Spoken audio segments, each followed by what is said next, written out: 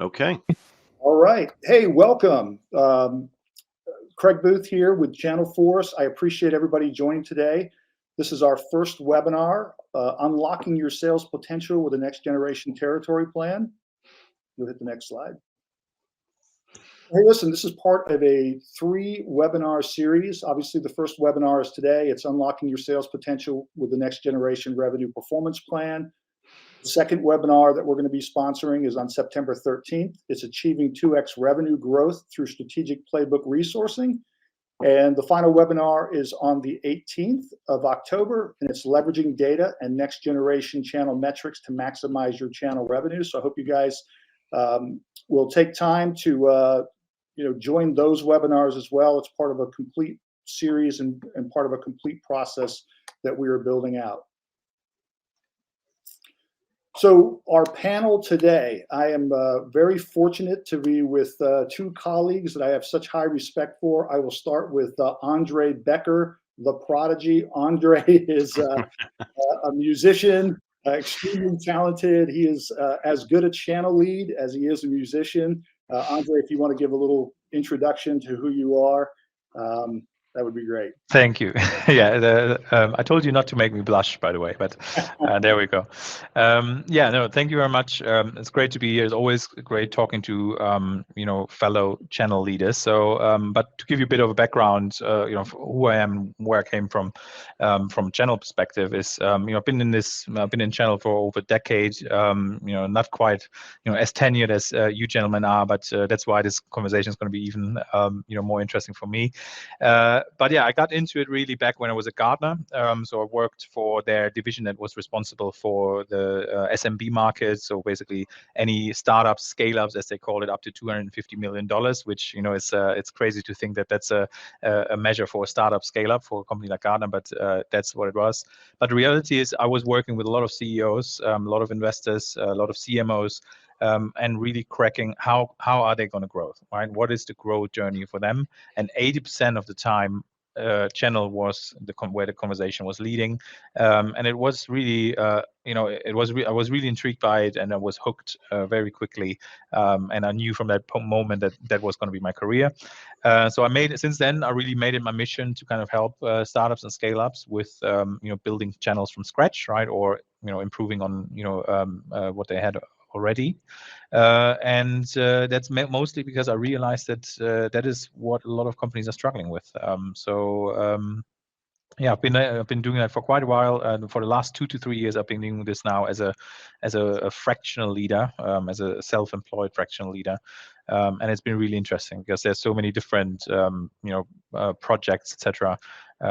You learn very quickly. You get a lot of insight very quickly from different views. So that's really good. And yeah, I'm looking very, very much forward to kind of learning more that I can take to my customers in this discussion. So thank you very much for having me on. Really appreciate it. Yeah, Andre, great having you. Appreciate you. All right, I am the Robin to this man's Batman. It's the baddest man in channels, Brent Erlewine, 10th degree black belt, 30 years in self-defense, and as good as he is at self-defense, he's even better in channels. So Brent, if you'll do there you go. Yeah, my German and Scottish blood is showing. I think my face just went red. So thanks, Greg. I appreciate that. Brent Erlewine. I always describe myself. Look, I'm a channel guy. I've been dedicated 100% in my career for the last 30 years. Everything channel, indirect routes to market. I've had the opportunity and the luxury to really do almost everything related to channels. Everything from individual contributor as a channel account manager, partner account manager, national partner manager, running regional teams, running national teams, running global teams. At the end of that 30 years, or recently at the end of that 30 years, I got a coveted spot on the CRN channel chief list, which is near and dear to my heart.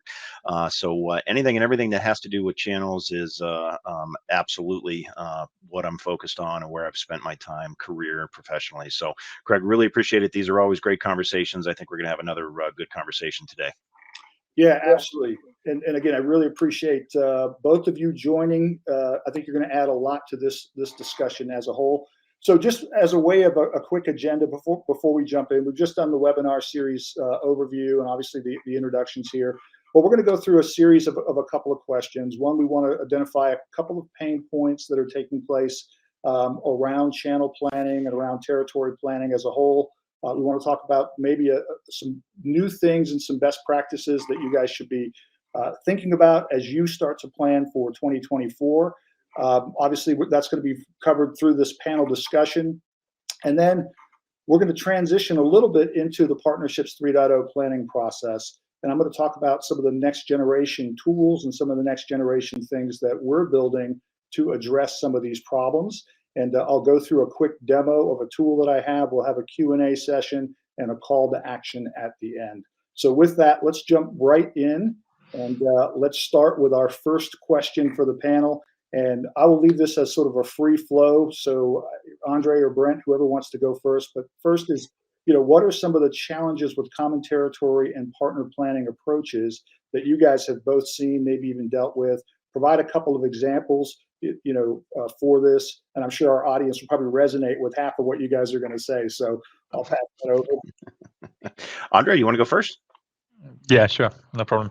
I mean, it is quite an interesting topic, because that is one of the big ones that I always get involved in the early stages, right? Because there's also a lot of added pressure from investors when you're working with a startup.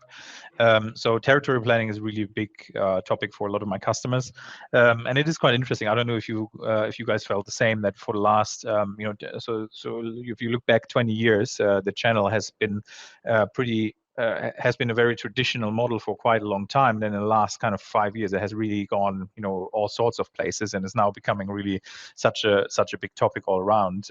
And I think territory planning is still one of those unsolved mysteries right up to today. So it's quite a big topic. So now one of the challenges that I personally see quite a lot is kind of really the lack of data. So when you look at the history of data analytics and and all of that, we often go and we actually make hunch-based conclusions, right, based on our gut feeling, and then we look at the data to back it up, right, rather than actually going to kind of look at the data and then make decisions based on the data that we have, right? So it seems a bit crazy, but very often it's that lack of data that leads us to do that.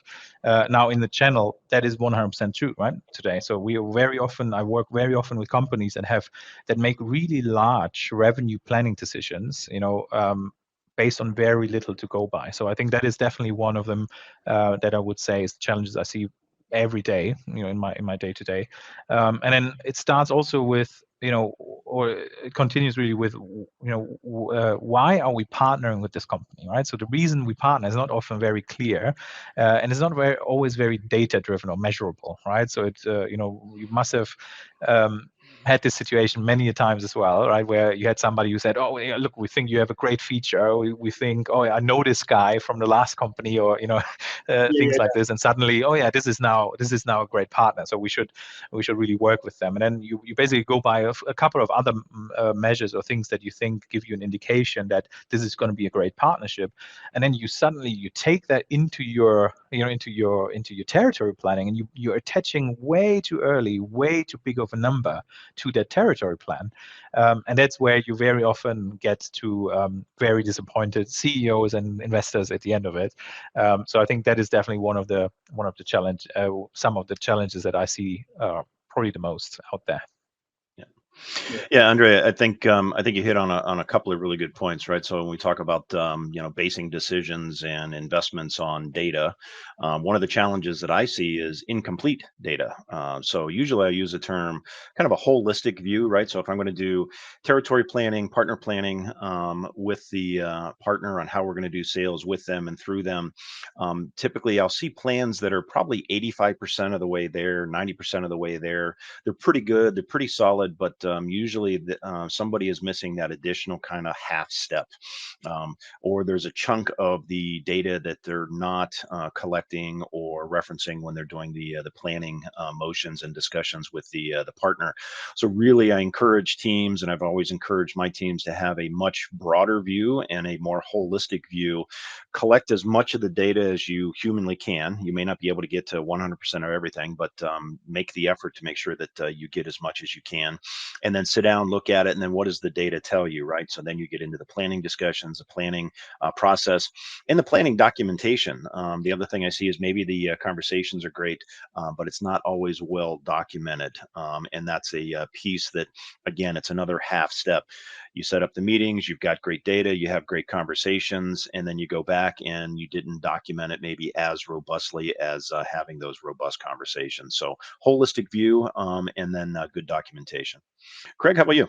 Very true. Yeah. So, by the way, great answers, both of you. I'll spin a little story here. I think this will probably resonate with most people. Most territory plans start with a quota that was generated at the very top. So the board comes back and says, hey, here's the number.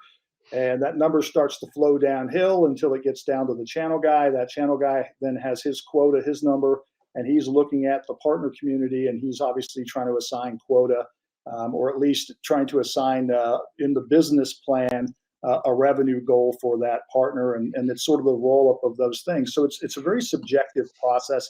It's a very top down process. To your point, it's not a process that is built on the data from the bottom up. We have no idea how that partner is generating the revenue that they generated last year, and we'll be giving that uplift. Maybe it was the sales rep, the strategic seller for the vendor, that pushed a bunch of deals over to the partner that created that revenue, right? That it wasn't necessarily the activity or the structure of the partner that created that plan. So I feel like we're too partner centric. We're too top down in our territory planning. And I think, what you guys both mentioned around data, if we were to start from the client and kind of work our way back, start with, as you guys know, I'll mention this 20 times before this call is over. If we focus on active sellers and we build our plans from that perspective backwards, we start to get more accurate business plans. We start to understand the capabilities of the partner better, and it gives us a better view of how we're going to chase our number and exceed that number. So, those to me are the issues that I think we're dealing with. The business planning processes that we've used over the years, although they're really good, and if I have a hot product in the market, they actually look great. But I think we can improve upon the traditional business plan, make it more effective, and again, using that data, make it more accurate. So those are, my 2 cents here. So very true. Yeah. With that, all right, how are these common challenges impacting channel revenue growth? So everything we just talked about, how is it impacting the growth for the channel? Yeah, I'll couch it in terms of opportunity cost, right? So halfway decent plans, 85% of the way there, you're going to get some growth, you're going to get some scale, but at the end of the day, you're really leaving money on the table because you haven't taken that holistic approach. You haven't used the data as your basis for decisions and discussions, or you've done some of it, right? So that opportunity cost can be huge. We all see increased quotas and revenue targets year after year. In high technology industry, typically it's 25-35% growth. You just take the number from last year, uplift it, and go get it. But if you're not doing a robust planning process through and with your partners with a holistic view, you have a huge chunk of opportunity cost where you're just going to miss the revenue and miss the growth that you could go get. Andre, how about you? Yeah, no, very good points. And to be honest, I mean, a lot of the things we're talking about, that is where in the past, I've been guilty of as well, right? And I'm sure many other partner leaders out there too, right? So it makes it very interesting. But I think what happens also, based on what I mentioned earlier in terms of the challenges, I think what happens is that without the ability to rely really on good data or proper data, right, when we do our territory planning.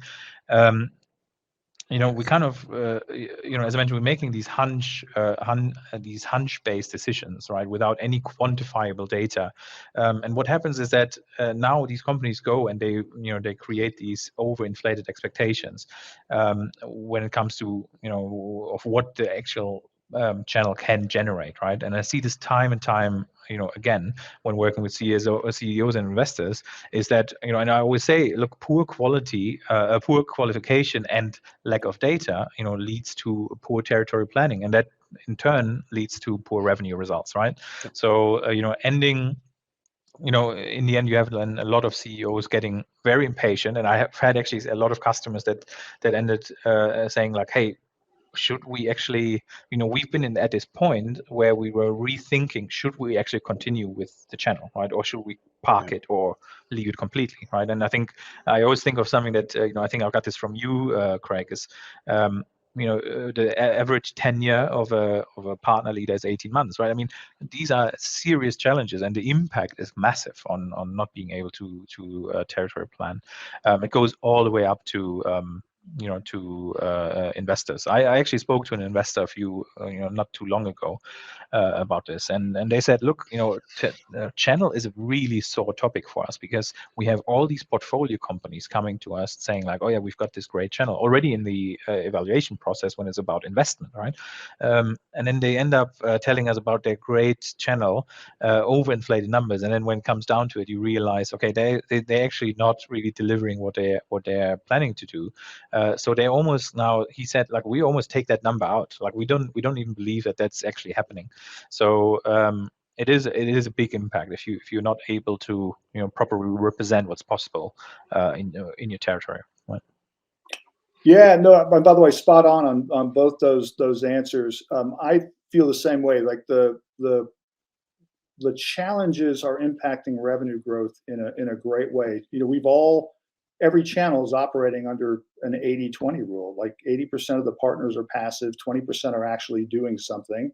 And a lot of that comes back to the planning process that we have and the enablement process that we align behind that. And I think part of the challenge for channel leaders is, how do I get the right type of data?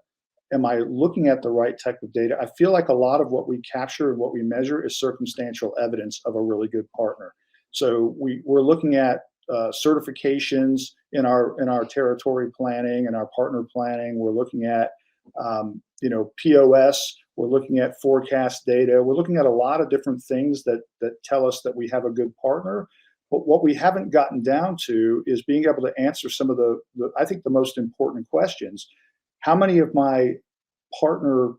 people are within a partner are actually champions for me proactively selling? Like, can a channel leader or a CAM answer how many active sellers he has in a partner?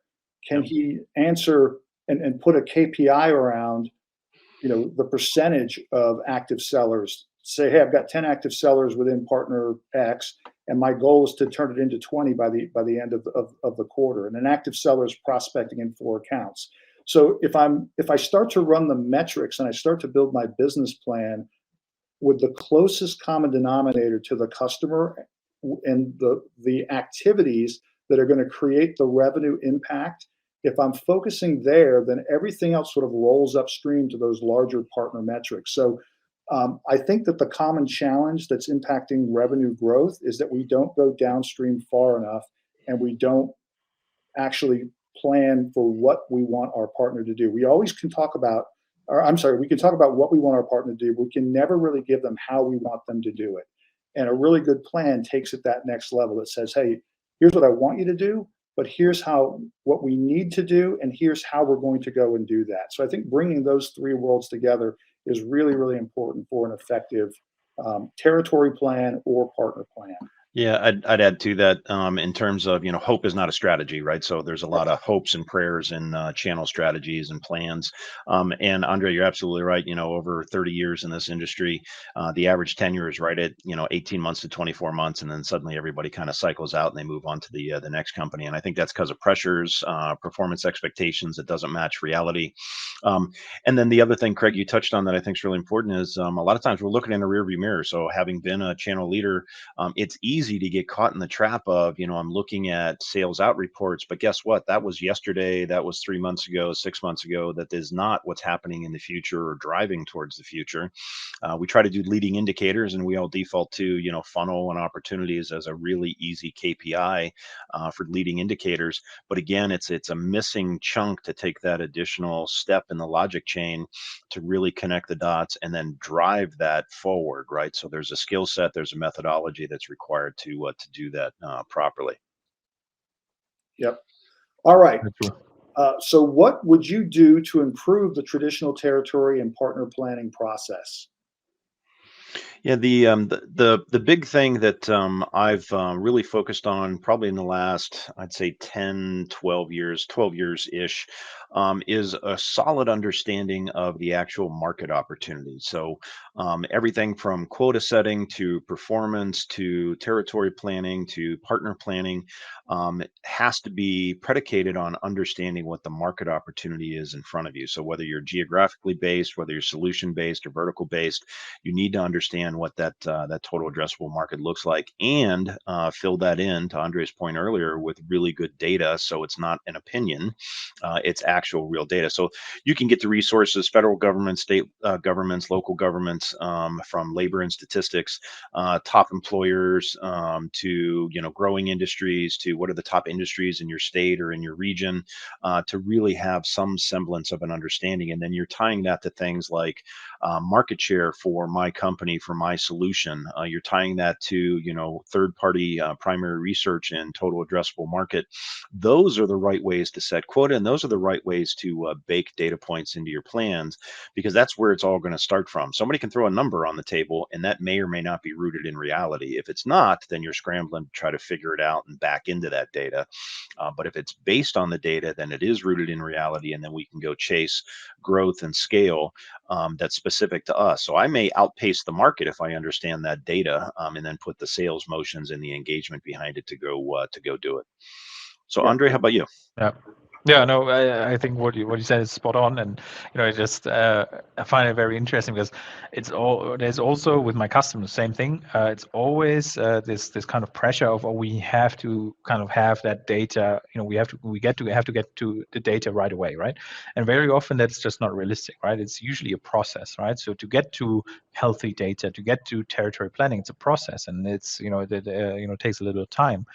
There are things you can do to accelerate it, but one of the great things, or one of the things that I focus on quite a lot, is having a strong qualification process, right? To collect as much information in the conversations that we're having with partners, so that we're almost using that journey and these conversations to help us actually define who is our ideal partner really, right? Because you can have an initial idea, but in the end you need to go and you need to validate it, and you do that by having a very strong qualification process where you're collecting all that really good information, matching that to what your ideal partner profile would look like. Yeah. Ideally matching that to what your customers' world looks like, right? Because that their environment and the world that they live in is where you want to be, right?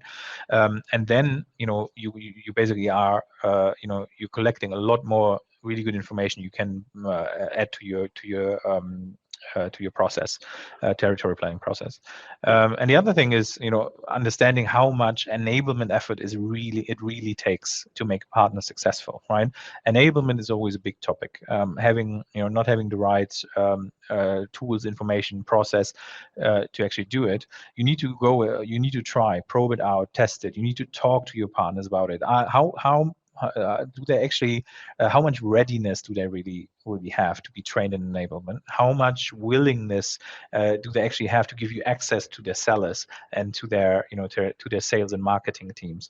And then you can really start getting a better picture of how realistic is it that we will be on top of their mind, right, when they are sitting in front of our customers. And then you get a bit of a better understanding of how realistic is it that they will deliver what we think they will deliver.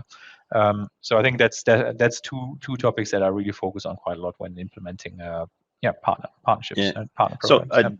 So I teased two things out of there, and it's probably a topic for another day. But I think you touched on two really, really deep points. One is the idea of an ideal partner profile. All of us talk about ideal customer profiles. Very few of us talk about ideal partner profiles, right? So the right partners.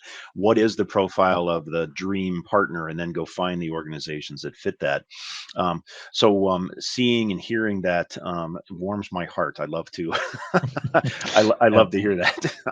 So Craig, sorry, yeah, it's one of these things where, you know, it's also a lot of people do it way too quickly, right? They think, oh yeah, well, you know, what is it?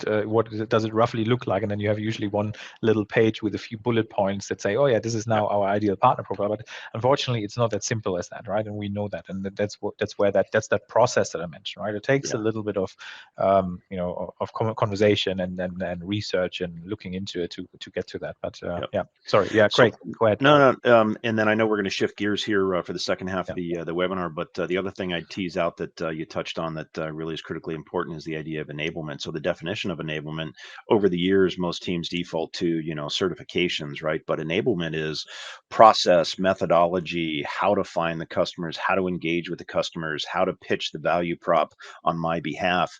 So there's so much more to proper enablement, but starting with a good definition on what the heck does that mean? It's not just, you know, certification check marks because that's part of my partner program. That ship sailed, you know, 10 years ago. The enablement and proper enablement is another really solid subject matter for people to understand. Yeah. Yep. No, and by the way, that discussion right there between you two is a great segue to the next slide, because if you really think about the sort of Partnerships 3.0 methodology, it is an enablement methodology. So if you want to. Yep. Just give me 1 second. There you go. All right. So you know, as we take this back to partner planning or territory planning, and I know that you know, partner planning is a subset of a larger territory plan, but essentially there's still three things that I think are really critical for any kind of success when it comes to territory planning. So the first is performance planning. You know, understanding what your quota, your goal is, the revenue that you're trying to drive out of that territory. And then modeling how I'm going to get to that revenue. So I think that's a really important component to performance planning. And then it's resource planning. What is it going to take for me to actually achieve that number based on the methodology, based on the way that I'm leveraging partners? So understanding the resource plan that is going to be required to chase that revenue is really important. Then it's, you know, picking the right partners, right? And I know this is kind of where people stop in the traditional planning. We get down to the partner level and we focus on the you know, the partner planning side of it. I take it that one step further, which is going down and now we want to score individual sellers and figure out how many of those sellers we can make active sellers to go and drive our value to our target customer out there. So resource planning, taking it further down, and then taking it further down from that, defining a set of accounts by seller that we want to go after. So that to me is how we sort of build that performance plan, is following those 5 or 6 steps there that we're taking people through. But that's only half of the planning process. Once we've built that plan, there still is strategy resourcing, and this goes back to your comment, Brent, around enablement. Enablement isn't product enablement. That's kind of, you know, that's the table stakes. It's the foundation for what we want to do. That's right. And you know, sales certification is another foundation that fits into that enablement story. But those fall short. They're important. They're foundational. But what we have to do is teach the seller the recipe to sell, point that seller to a high probability opportunity, equip them with the resources that they need to be successful to present, pitch, and generate an initial meeting, and then give them the resources in the process to be able to co-develop with the vendor or develop on their own in certain scenarios. So strategy resourcing, I think, is really, really important. And this is a whole other topic that we're going to talk about in the next webinar. But making sure that we resource that performance plan. So what does that look like? It's strategy profiling, which I'm going to talk about in the next webinar.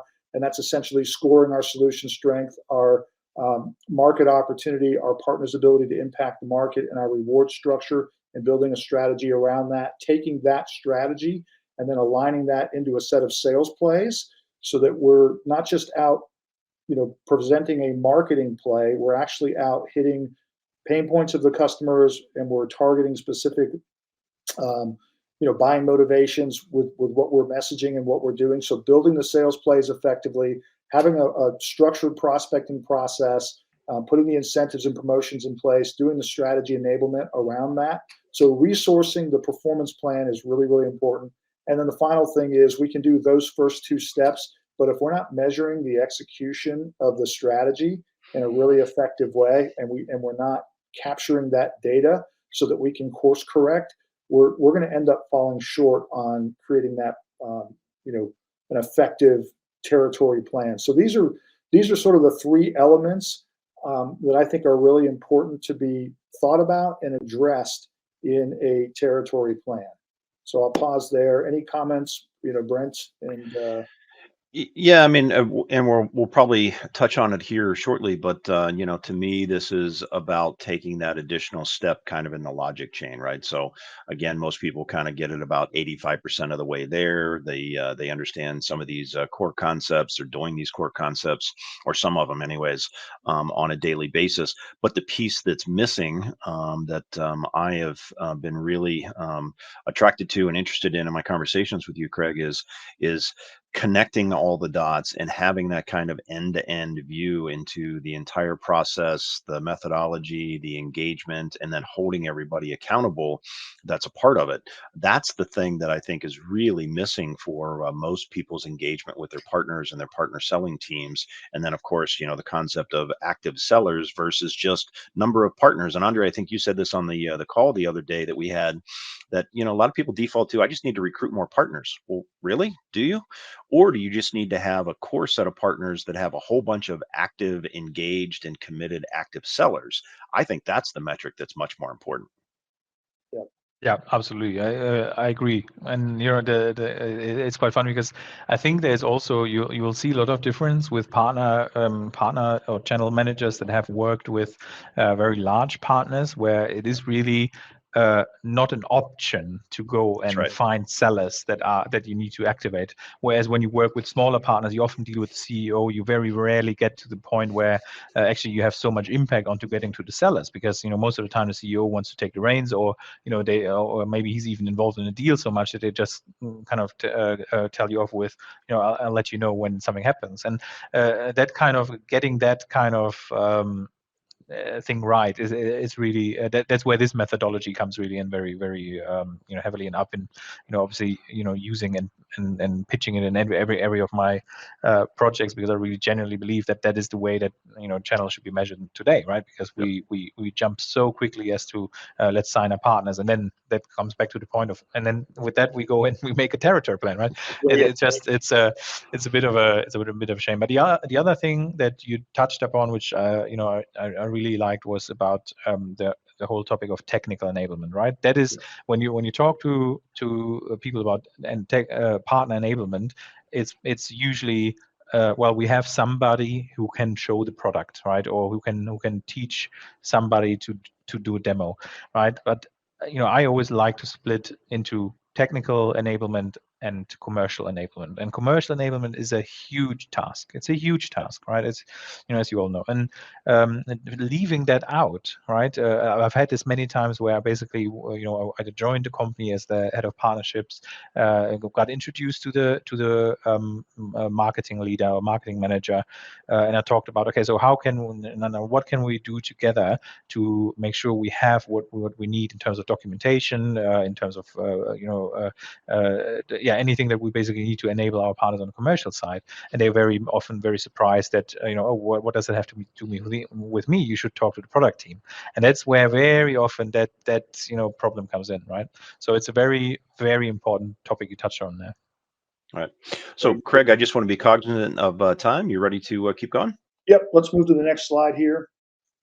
Yeah, so, and we'll be pretty quick on this slide, but, again, going back to the concept that we're not really going far enough or deep enough into the planning process with our partners and with our territories.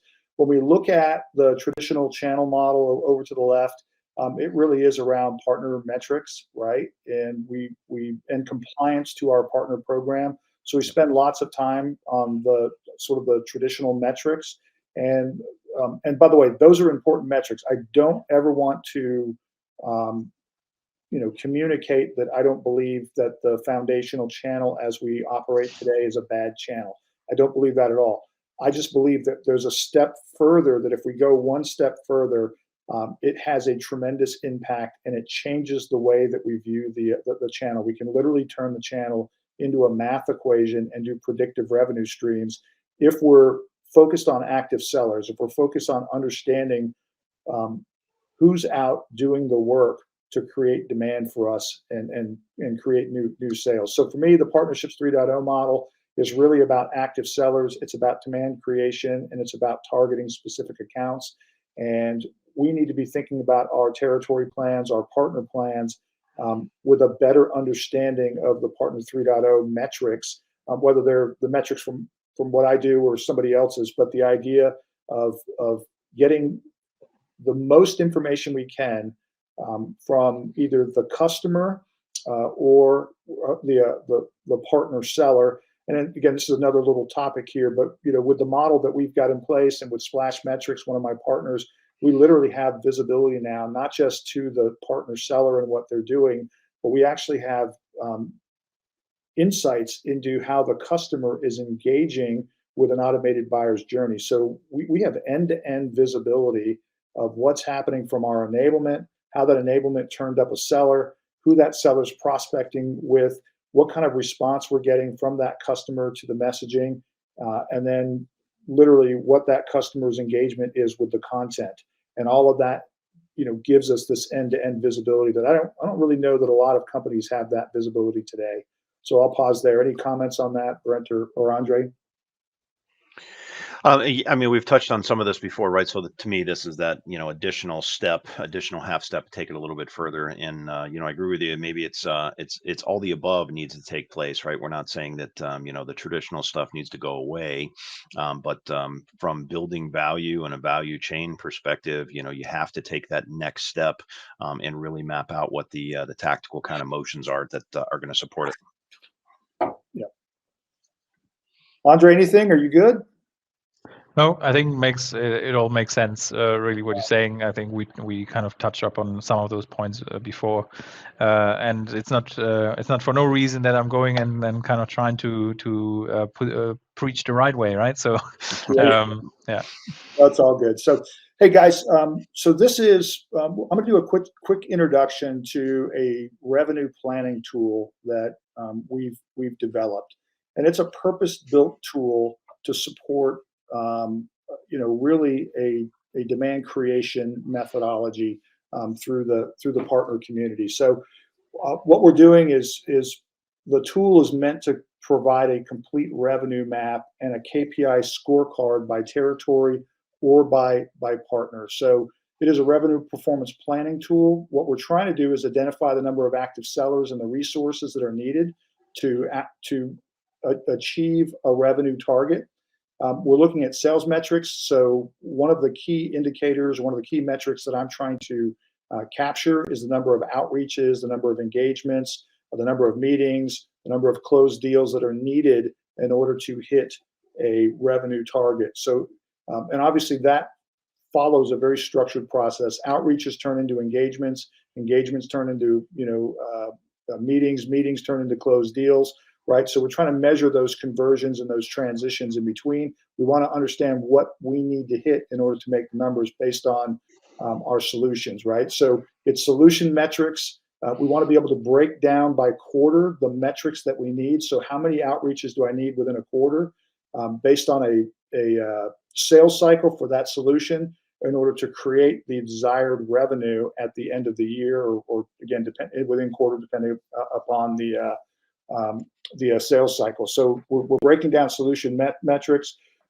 There's an investment calculator component to this tool. So as we start to look at the number of active sellers that we need, and we're at the partner planning side of it, we may have a scenario where, hey, we need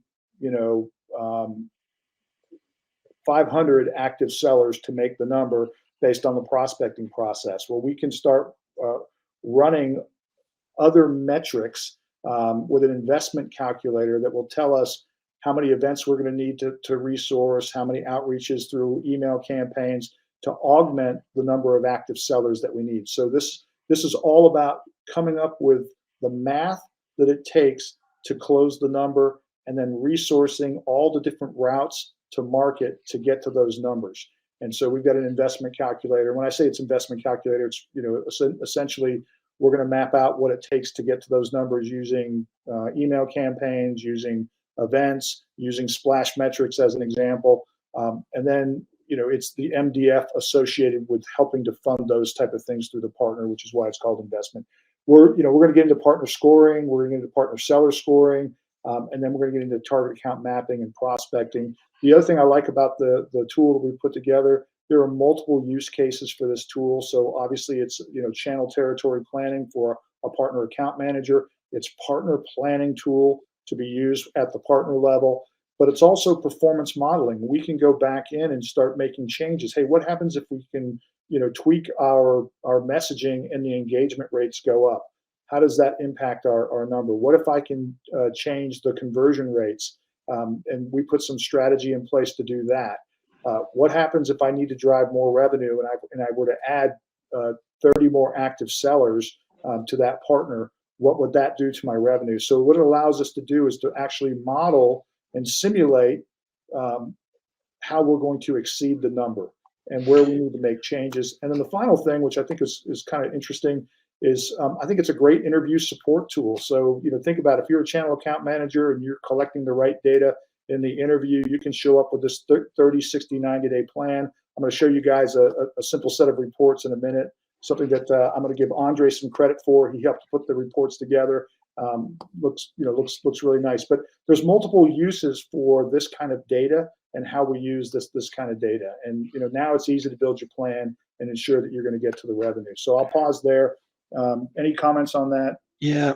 So look, as a channel leader, you know, I can't tell you how many organizations, consultants, individuals came to me over the years, and you know, I've got the latest and greatest tool, right? So, you know, I think probably worthwhile to have the discussion, Craig, on is it really about the tool itself, or is it what's behind the tool? Yeah, and by the way, I think that is a great point. So, and this is one of the reasons why I talked about that it's kind of purpose built to drive a methodology. There's a lot of folks that create tools, and the tools are looking for a use case. We've got a use case, and we've built a tool to support that use case. So, I think it's a very powerful way to go and approach it. I know, you know, folks like Mark Brigman over at Partnernomics, same thing. He's got a purpose built tool. He has a methodology behind it. And that's going to make that tool super, super successful. So, you know, these companies that have tools and they're looking to try and figure out ways to shoehorn that in, those are the guys that really kind of struggle. So anyway, I think we're good on that. Andre, anything you would add here? You good?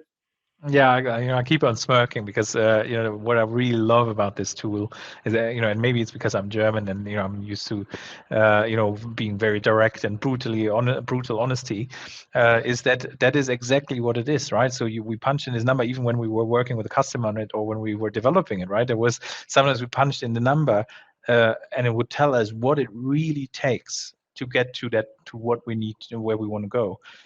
And that is a scary number sometimes, right? And that is exactly what it takes. And that's why I think there's so many overinflated partner channels out there, because you know, and disappointed partner leaders, right? Because they don't really get to that number on the traditional way. They don't get to that point where it's like, oh my, is this really what we have to do?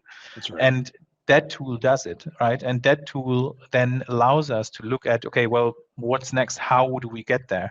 And, you know, I'm sure that's where you're going to go next. But this is what I love about this tool. It creates a scary number, but it's a real number. And yeah, that's what I would say about it. No, absolutely. So let's jump to the next slide. By the way, Brent, I'm going to need you to allow me to share. I don't have the sharing capabilities yet. So, but hey guys, channel revenue best practices. So for everybody on the call here, here's some things that I would ask you guys to think about as you're going through and you're thinking about doing your territory planning. So one is know your sales metrics by solution. So I think it's really important to understand, you know, what the average deal size is, what your estimated close rates are, Anything along those lines, the sales cycles for those solutions, understand those metrics. That's going to help you build a better sales plan. It's more than just, hey, I realize 500K, average deal size, and I have $1 million quota. I need to close 10 deals. That's pretty simple math. We can all do that. But how do I get to those 10 deals? And what does it take behind that to get to those 10 deals? That's really important to make sure that you understand the metrics, because it will give you that data, and that gives you a level of effort. Backwards engineer your sales goal. I think that's, maybe table stakes. Everybody knows that, but a really good territory plan is, how am I going to achieve or actually exceed this number? And we plan for that as a whole. Define your sales performance numbers needed to achieve the goal. Base your plan on target outreaches and active sellers. I think that's a really important component to this. So again, know the number of meetings, the conversion rates, the closed deals. The tool I'm going to show you is going to help you build that. Break your territory plans into partner plans. So when you're given your number as a channel lead, let's start going down and figuring out how that number translates to partners. And again, the partner's ability to impact that number. We need to make sure there's some sanity in that. And again, the tool I'm going to show you is going to help you do that. Identify partner sellers by potential. So I mean this by the individual sales rep, not the partner. Can that person, does he have access into the accounts you're looking to get into? Will he prioritize selling your solution? Does he have the competency to sell your solution? So understanding those components and identifying the right partner sellers. And sometimes that can be a scary, prospect. You may sit around and go, hey, I've just run up my territory and I realize I need 150 active sellers to make my number. And I've got trusted relationships with about 35. There's a big gap. I'm not sure how I'm going to get there. And I have to get there early based on my sales cycle. So, but having that kind of data is really important, because it gives you ammo both internal to the company and externally. Plus, it again shows you what you need to do, and we can start building plans to overcome those things, which I'll get into at another time. And then, define the target accounts in the prospecting process. One of the biggest mistakes I think that we make as a channel organization is we do a really good job of mapping accounts. There are amazing companies out there today that are, building technology to align Salesforce, and they're identifying common accounts to go after. These companies are doing an amazing job, but there's one step further beyond that. So it's not just mapping the account, it's giving people the tools to be successful in that account with that mapping. So make sure that you're defining what that prospecting process needs to look like and how you're resourcing it. So with that, Brent, can you? Yeah, let me stop the presentation. That should give you sharing capability across the bottom. Yep, I got it. And if you have any challenges there, I have the tool up on my end as well. All right. Yeah, looks like that's good. I can see your screen. All right. So, guys, this is the actual tool. I want to do a quick shout out to Dan Libby. Dan Libby helped to build the math behind this tool. He was an amazing partner on this. Also, I have a company called Apogee, a guy named Nicholas Hefty. Also, this is his application that he ended up building this for Channelforce. So this is the tool. I'll do a quick demo of this tool. So there's an input component to this where we start everything with a territory quota. So we run a $5 million quota, for example. I have call out boxes with this tool that allows will give you a better understanding of what I'm looking for everywhere. The run rate business for this tool is essentially saying, if I pipelined a bunch of business last year, how much of that business is going to show up this year? So if 30% of your 5 million or 20% is going to show up from last year, we start just plugging in the numbers. How many prospecting accounts or sellers do I want? How many accounts do I want a seller prospecting in at any one time? So 4 accounts is kind of the math that I use with my 4-3-2-1 prospecting process. I also want to know how many active sellers I want a CAM managing in the process. So that could be 40 to 60 active sellers as sort of best practices. And then we start going through the numbers. Here's the average deal size. Let's just say it's 200K. And, we start to put in the sales cycles, the quota mix. So, for solution A, 60% of my overall quota is going to be generated through solution A. Through solution B, it's 30%. Through solution C, it's 10%. And it starts to calculate the numbers. And you'll see as I start to change the average deal size, as you guys will see on the screen, all the graphs start to change, the numbers start to change. And what it tells us, we start to come back with how much run rate business we can expect in the year, how much new business we need to pipeline, how many active seller units. And an active seller unit is essentially a level of effort. So if you divide that active seller unit by 4, that will tell you the number of active sellers that you need based on what we put in up earlier. So this gives us 239 active sellers is what we're going to need. Here's the number of channel account managers that we're going to need to run that process. And we just start running through it. It starts building everything out. It tells me how much revenue, how many deals we're going to need, the opportunities needed, the meetings needed by solution. It gives me a resourcing plan and KPIs. So Craig, just real quick, I'll jump in if you don't mind. So scroll back up just a half second. I think it's worth calling out. Solution A summary, right? So we know how much revenue we're going to need, right? We know how many deals we need. We know opportunities needed because we know our close rates, right? Or best in class. We might know the number of meetings or actual conversations I need to get to number of opportunities.